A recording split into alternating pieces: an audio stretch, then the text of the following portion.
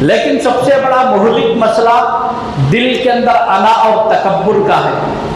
یہ جہاں آ جاتا نا، بہت سارے مرتبہ انسان کو ایمان سے ہاتھ دھو بیٹھنا پڑتا ہے. تکبر انسان کو کفر کی طرف بھی لے کر چلا جاتا ہے. انا مٹانے کے لیے سب سے بڑی چیز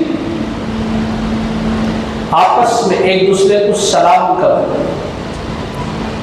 افشوا السلام بینکم، آپس میں ایک دوسرے کو سلام کرو. سلام کی عادت عام کرو، ایک دوسرے کو سلام کرو. اس میں کیا ہوتا ہے؟ ایک تو دلوں میں محبتیں بڑھتی، دوسرا بعض مرتبہ ایسا ہو جاتا ہے کوئی ایک چہرہ جو ہمارے سامنے ایسا آ جاتا ہے جسے ہمیں سلام کرنا پسند نہیں کرتے، بات کرنا پسند نہیں کرتے، لیکن اللہ کے واسطے اسے سلام کرو، اسے بات کرو. یہاں انا ٹوٹتی ہے.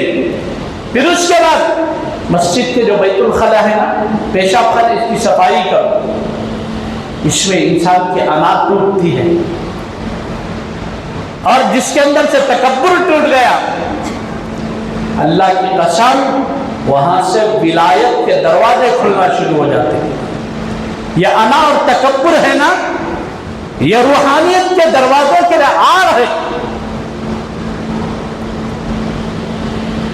بہت بڑی بڑی جو اللہ کی نعمتیں ہیں، ان نعمتوں کے لیے آڑ ہے تکبر اور انا.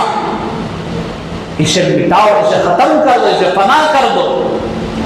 پھر دیکھو انشاءاللہ انا جب مٹ جاتی ہے، پھر بندہ 2 رکعت جو نماز پڑھتا ہے نا، یہ نماز میں انسان کو درجے فنا نصیب ہو جاتا ہے.